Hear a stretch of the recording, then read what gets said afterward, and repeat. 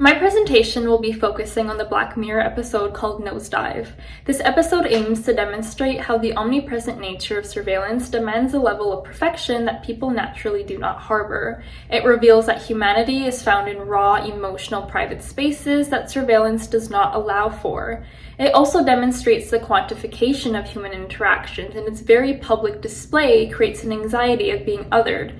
And when this is coupled with the boundless space that the surveillance operates in, the people in Nosedive are completely transformed and molded into authentic versions of themselves. This episode is about Lacey, who lives in a society where everyone has an attached rating that determines their position in the social hierarchy and ultimately their access to various social and economic structures.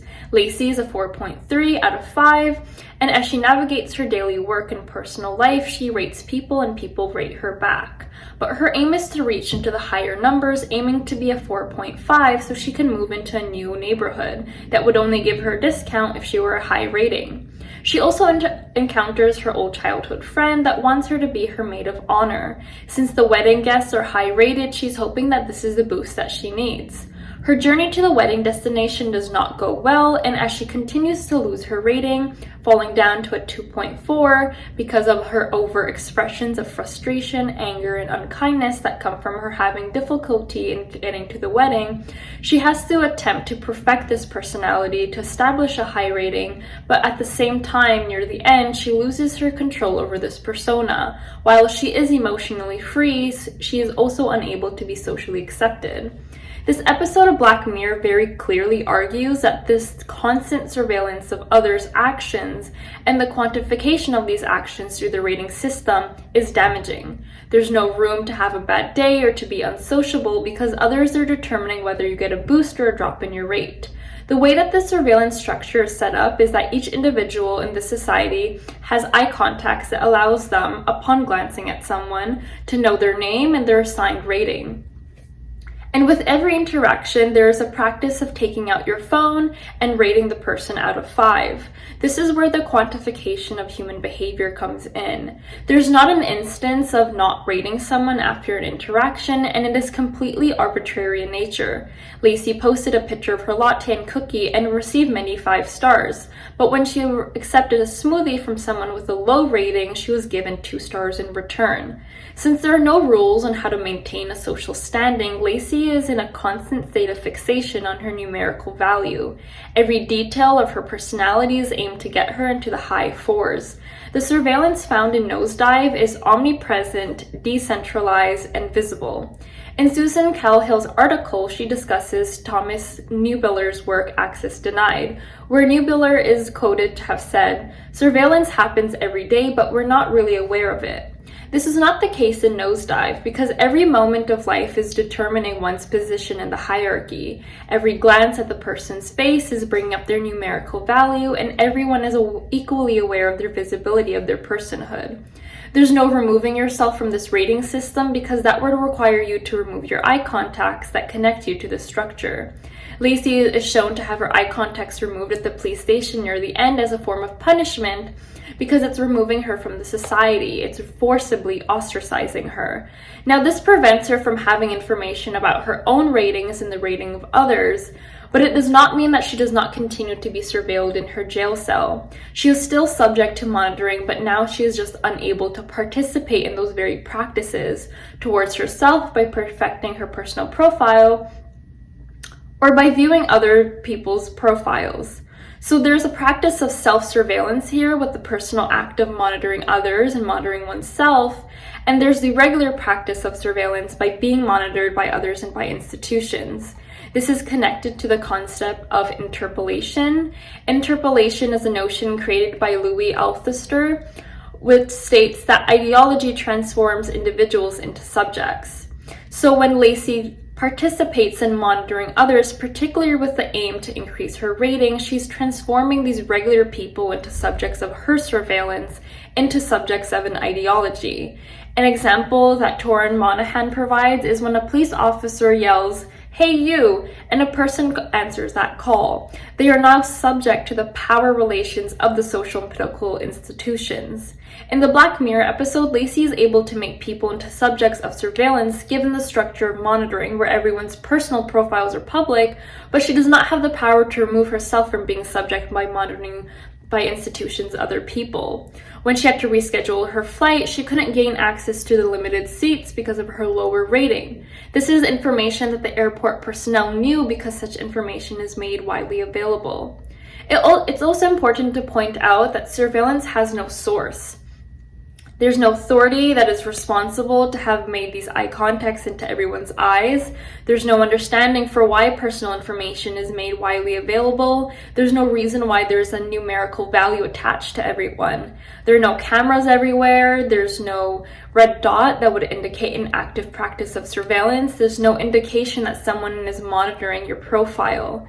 Jacques Rancière introduces the notion of aesthetics normalizing ideology through the manipulation of the sensory realm. This is what Monahan writes. In Nosedive, surveillance is normalized through the seamlessness and the non-intrusive image of it all, which I find to be phenomenal. The phones and laptops don't have cameras on them. There's a very sleek look to the interface of personal profiles, and the eye contacts are not made visible unless someone were to look very closely. So when Lacey feels an anxiety over her lower rating, visually there's no paranoia associated with the sleek phone that she holds in her hand. There's no visual source to direct her fears to her social status. As mentioned before, there's also no physical source, such as a government or corporation, to try and gain control over her social status. Essentially, the surveillance is a faceless, nameless, and reasonless occurrence, and the source of it is shifted onto the surrounding individuals, although they themselves are subjects as well. Another point I want to make is about the inability to hide in plain sight. Gary Kafer in his reading discusses Hassan Elahi's project Tracking Transients, where he's able to have privacy by deliberately participating in digital surveillance. And he has a sense of control and the ability to hide because he controls the frequency of the images he posts with his location. The moments in between allows him to engage in activities that are not being posted, so he has a simultaneous public database of his whereabouts and privacy in between these posts. Nosedive does not allow for such a control over one's posts and social interactions because it's socially jeopardizing. One character that Lacey encounters is a truck driver who has a 1.4 rating. She explains that she gave up on keeping with her score because of her husband's death. He had cancer and was hoping to receive a new type of treatment, but was prevented from getting the treatment because someone with a higher score had taken his spot instead. Access to healthcare in this society is determined by one's rating, and trying to remove oneself from the surveillance system is not really an option. Lacey herself was reluctant to interact with this truck driver because of her low rating, despite needing to hitch a ride anyways. Elahi has some room to use surveillance to his benefit, be transparent in order to secure privacy, but this episode makes clear that it's unavoidable for Lacey. Elahi was mainly dealing with airport security when it comes to his personal information, and so there's a set space he has to primarily concern himself with. But Lacey is met with an even more suffocating sense of surveillance because there's no set space for it. Since there are people everywhere, there will always be a monitoring going on. Strangers on the highway pass by Lacey as she tries to hitch a ride, and her score is what deters them away from picking her up. She can't choose to keep her score a secret. She can't choose to have her public profile be private. There is, however, a similarity here between Elahi and Lacey, where their digital selves are not a true representation of their actions. Elahi is sure to have moments in between his posts where he can engage in whatever activity he wishes, and there's still an impersonal layer to his images of food. It doesn't tell much about him. For Lacey, her low scoring does not express her earlier behavior of being kind to everyone and wanting to fulfill her dream of living in a new neighborhood. The surveillance that Elahi encounters has some wiggle room to control the flow of information, but in Lacey's world, surveillance is completely unavoidable, and there's an insistence that the numerical value is accurate to the person's behavior, although the episode does show that good intentions will still lead to a drop in one's score, because again, the rules for what's socially good behavior is completely arbitrary. The inability to control this positions her in a situation where she's discriminated against, which leads me to my last point here. The omnipresent surveillance in Nosedives make it very visible of who does not belong, and those are the ones with low ratings. This connects to Cal Hill's point of how black and brown bodies are hypervisible and heavily surveilled, but they're also participants in surveilling others, although it is limited to the small role of mall cops.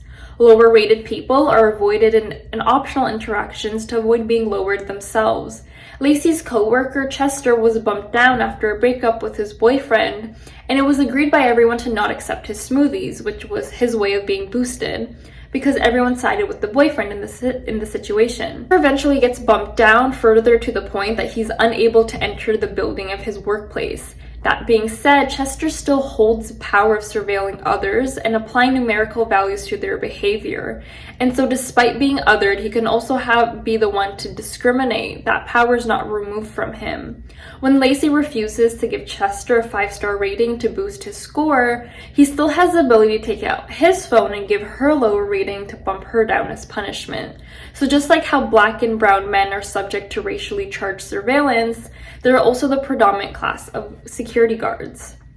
The visibility of low-scoring individuals demands an increased policing that is illustrated with security guards. Chester is physically blocked from entering into his workplace by armed guards, and Lacey is also escorted out of the airport by security after being given a lower rating. Strangers avoid interacting with Lacey despite her needing help with her car, and she's ultimately shunned by everyone but fellow rated individuals. The episode is arguing here that the discrimination she's facing is completely unfair, especially in her time of need. A, her low score is not a true reflection of the person she is, and B, the system is designed to not allow for her mistakes and for her to learn from them, because it's dependent on people's willingness to boost her back into a higher position. Lacey ultimately finds freedom when her eye contacts are removed at the police station, and she truly sees the world for the first time without people's names and numbers popping up. She does not fear speaking her mind because there are no social consequences anymore, given that she's now in a jail cell. To sum up, Nosedive contains an omnipresent form of surveillance that is the source of several features. Aesthetically, there's a non-intrusive look to the monitoring practices. Socially, there's a high standard of what acceptable human behavior is that is subject to change because it's determined by people. There is a fear of social downfall that also restricts behavior. There is an inescapable nature to the surveilling structure. And those that are othered for their low ratings play the dual role of being increasingly surveilled, but also being able to surveil others. And that is all for my presentation.